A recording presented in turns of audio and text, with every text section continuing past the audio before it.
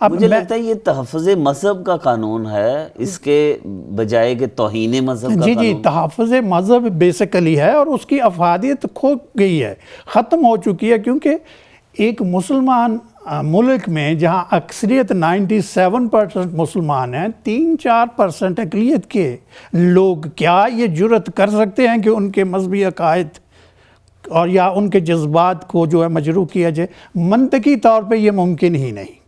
صحیح. لہٰذا اس قانون کا ہونا صرف خاص ذہنیت کو نمایاں کرتا ہے، اور کوشش کی گئی ہے کہ اس قانون کو بنا کر اقلیتوں کے حقوق جو ہے ان کو سلب کیا جائے. لیکن ڈاکٹر صاحب میں مختصر آپ سے جواب چاہوں گا کہ یہ میرے خیال میں کرسچینٹی اور جو دوسرے مذہب ہیں جی یہ قانون تو سبھی پہ لاگو ہے کہ اگر کرسچینٹی کے خلاف کوئی ایسی توہین آمیز بات کرتا ہے یا بائبل کی توہین کرتا ہے تو یہ قانون اس پر بھی لاگو ہو سکتا ہے. لیکن آپ کی بات یہ درست ہے کہ اکثریت جہاں پر ہو اس وقت پھر اقلیت جو ہے وہ اس کا وہ دب جاتی ہیں. لیکن ایک اور بھی میں آپ کی توجہ اس جانب مبذول کرواؤں گا کہ یہ قانون مسلمانوں کے خلاف بھی بہت زیادہ استعمال ہوا. جی بالکل استعمال ہوا، لیکن میں عرض کرنا چاہتا ہوں کہ یہ قانون اگر اس کو یہ مان لیا جائے کہ یہ پروٹیکشن فراہم کرتا ہے، جو کہ وہ نہیں کرتا،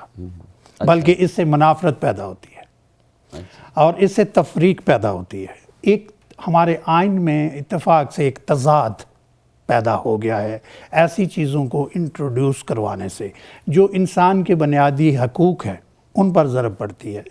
کیونکہ ہر آدمی جو ہے اپنے تحریر کے اعتبار سے، گفتار کے اعتبار سے آزاد ہے، وہ اپنی رائے دے سکتا ہے، وہ اپنے مذہبی عقائد کے مطابق جو ہے نماز ادا کر سکتا ہے، ان کو فالو کر سکتا ہے، اس پہ پابندی نہیں ہونی چاہیے.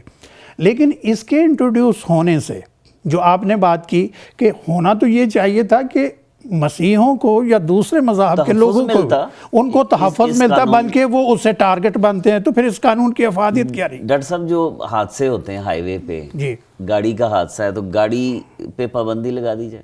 نہیں، گاڑی پہ نہیں پابندی. میں اس چیز کو، آپ منطق کی بات کرتے ہیں، منطق یہ ہے کہ کوئی چیز بذات خود نہ بری ہوتی ہے نہ اچھی ہوتی ہے، اس کا استعمال اس کو اچھا یا برا بناتا ہے. مس یوز جو ہے وہ اس کی وہ مس یوز جو ہے وہ اس طریقے سے ہو رہا ہے. میں سمجھتا ہوں کہ آپ مجھے بتائیں کہ مسلمان حضرات کیا یہ خوشی محسوس کریں گے کہ وہ چرچ کو روندتے ہوئے چلے جائیں، بائبل کی جو ہے بے حرمتی کرے؟ اور آج تک مجھے بتائیں کہ جتنے کیسز ہوئے ہیں کسی مسلمان کے خلاف کوئی پرچہ درج ہوا یا اس کو اس بات کی سزا دی گئی ہو کہ اس نے بائبل کے خلاف یہ بات کی تھی، یا جس کو ہم اپنا نجات دہندہ تسلیم کرتے ہیں خداوند یسوع مسیح، ان کی شان میں اتنی گھٹیا باتیں کی جاتی ہیں، ایسی بازاری زبان استعمال کی جاتی ہے. بہت کم لوگ ہیں، لیکن یہ ہے جن کو آپ لوگ بھی جو ہے اس بات کو تسلیم کرتے ہیں کہ وہ جو ہے اپنا رسول تھے، آپ ان کو نبی تسلیم کرتے ہیں، ٹھیک ہے.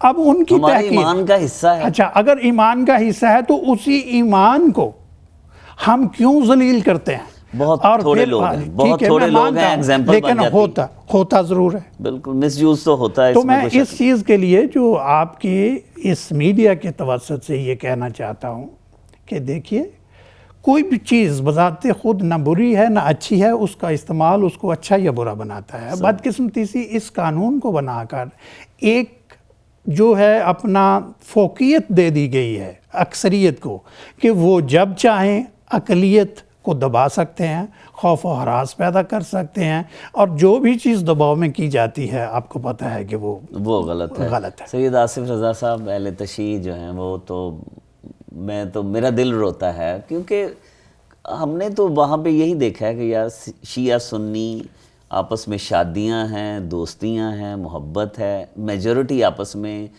اتنی قریب ہے. لیکن یہ کون لوگ ہیں جو، میں تو سمجھتا شاید کانسپائریسی سازش ہے کہ پاکستان میں کوئی نہ کوئی ایسی آگ جو ہے لگا دی جائے کہ کوئی وہاں پہ نہ تو زندگی رہے نہ انسانیت رہے. بدر بھائی، سب سے پہلے آپ کا بہت بہت شکریہ، اور آپ نے ایک ایسا موضوع اٹھایا ہے جو ہم مسلمان جو ہیں وہ نارتھ امریکہ میں، ابھی پاکستان میں تو سٹارٹ ہو ہی گیا ہے، لیکن یہاں پہ میڈیا نے، میرا خیال ہے آپ کا پہلا پروگرام ہوگا یہ. بات جو آپ نے ابھی کی ہے کہ میں آپ سے کہوں یہ مسلمان سنی اور شیعہ کا تو کوئی مسئلہ نہیں ہے. نہیں بالکل سنی شیعہ کا کوئی لڑائی جھگڑا نہیں ہے کوئی. اور یہ قائد اعظم کا پاکستان میں بھی والا جھگڑا نہیں ہوا. یہ پاکستان قائد اعظم کا پاکستان نہیں ہے یہ جو انہوں نے سوچا تھا. یہ اب بنایا جا رہا ہے ایک خاص مسلم سیکٹ ہے جس کو میں کہتا ہوں, وہ اس میں صلاحیت پھیلا رہا ہے اور وہ جا کے پورے معاشرے کو خراب کر رہا ہے. جو اسلام کا جو صحیح درس ہے اس سے اس کو ہٹا رہا ہے وہ. اور جو آپ نے بات کی کہ اہل تشیعوں کا جو تشیعوں کا جو قتل ہو رہا ہے, وہ جو شہادت لوگ جو دے رہے ہیں وہ ہمیشہ سے شہادت دیتے ہوئے آئے ہیں. اور آپ نے سب سے چیز نوٹ کی ہوگی کہ ریٹیلیشن نہیں ہوتا کبھی بھی اہل تشیعوں کی طرف سے, کہ یعنی جا کے 25 ان کے بھی مار دو, جا کے 50 ان کے بھی مار دو. کیونکہ اہل تشیعوں میں یہ ہے کہ اگر آپ نے ہے قتل کا بدلہ بالکل آپ ماریں, لیکن اگر خدا نہ خواستہ غلطی سے کوئی مظلوم مارا گیا, کوئی معصوم مارا گیا ریٹیلیشن میں, تو پھر اس کا عذاب بہت ہے.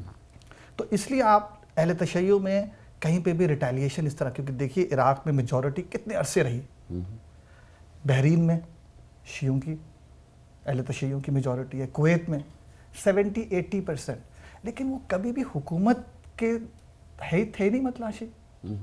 کیونکہ جو درس دیا گیا محمد صلی اللہ علیہ وسلم نے, اس کے بعد امام علی, امام حسن, یہ لوگ کبھی بھی اقتدار کے لیے تو لڑائی کری نہیں. سازش نہیں ہے پاکستان میں آصف رضا صاحب, سازش نہیں ہے کہ کوئی ایسا کوئی قوت آ کے اہل تشیع کو مار جائے اور پھر دیکھا جائے کہ جی وہ پھر یہ اہل سنت ہے اور دوسرا فرقے کے لوگ ہیں. دیکھیں بدر بھائی, یہ میں آپ کو بتاؤں, یہ ہمیں اس سے خوف سے نکلنا پڑے گا, سنیوں کو بھی اور شیعوں کو بھی, کہ یہ ایک ایسی قوم ہے جو کربلا سے, آپ یاد کیجئے کہ کربلا میں بھی یہی کیا تھا, گلے کاٹ دیے تھے, رسول کے نواسے کا گلا کاٹ دیا, مطلب عام مسلمانوں کو تو چھوڑ ہی دیں, اور پھر اس کو تشت پہ رکھ دیا, بے حرمتی کی گئی. آج بھی وہی ہو رہا ہے. یہ وہی قوم چلی آ رہی ہے, یزیدی قوم. اور یہ تھوڑے لوگ نہیں, بہت تھوڑے لوگ, آئی ایگری ود یو, لیکن ان کے پاس کہیں سے پاور آ رہی ہے اور کہیں سے پیسہ آ رہا ہے, جس کی وجہ سے وہ تھوڑے لوگ بہت بڑا امپیکٹ پیدا کر رہے ہیں. وہ مثال بن جاتی ہے نا. اب دیکھیں نا کہ ایک کچھ چھوٹا سا جو واقعہ ہے, اب تو یوٹیوب کا زمانہ ہے, وہ سیدھی یوٹیوب پہ لگتی ہے, پوری دنیا دیکھتی ہے. جب پرنٹ میڈیا بھی نہیں تھا اس وقت ایسے واقعات تو ہوتے تھے, لیکن اس کا امپیکٹ اتنا نہیں تھا. لیکن مجھے ایسے لگتا ہے جیسے سازش ہے بطور ایک پاکستانی مسلمان کے, میرے دل کے میں مطمئن نہیں ہوں کہ کوئی اہل تشیع کو ایک خاص کوئی فرقہ ہے جو مار رہا ہے. میں ٹوٹلی ایگری, آپ کے ساتھ بالکل ایگری کرتا ہوں, یہ ایک سازش ہے. لیکن آپ ایک بات یاد رکھیں, ورڈ زائنزم جو ہے وہ ہے پاور کا, پاور گروپ, پاور جو چاہتے ہیں نا. اب اس میں جو لوگ شامل ہیں زائنزم میں, وہی اس میں مسلمان بھی زائنزم ہے. یہ نہیں کہ کوئی زائنسٹ صرف وہی 2 ممالک کے نام لیا جاتا ہے, اس میں مسلمان بھی ہمارے ہیں جو چاہتے ہیں کہ وہ بادشاہت رہے, اس میں وہ بھی زائنس میں آتے ہیں. اور وہی پورا ایک گروپ ہے زائنزم کا پورے ورلڈ میں, وہ یہی چالے چل رہا ہے جو آپ نے بات ابھی کہی. چلیں بات جاری رکھیں گے آصف رضا صاحب, چھوٹا سا وقفہ لیتے ہیں اور پروگرام کے اس حصے کے بعد میں کوشش کروں گا کہ دوسرے فرقے کے کسی عالم کو یا پاکستان میں جو اس وقت علماء کرام ہیں ان میں کسی ایسے نمائندے کو لوں جن سے میں یہ پوچھوں کہ پاکستان کے اندر جو ہے وہ کیا ہو رہا ہے اور پاکستانی قوم کیا سوچتی ہے, یا قرآن و حدیث میں اقلیتوں کے کیا حقوق ہیں, اور دوسرے اہل تشیع یا جو دوسرے فرقے ہیں ان کو کس طرح تحفظ دیا جا سکتا ہے. ہمارے ساتھ رہیے گا, پروگرام ہمارے بھی سنیں.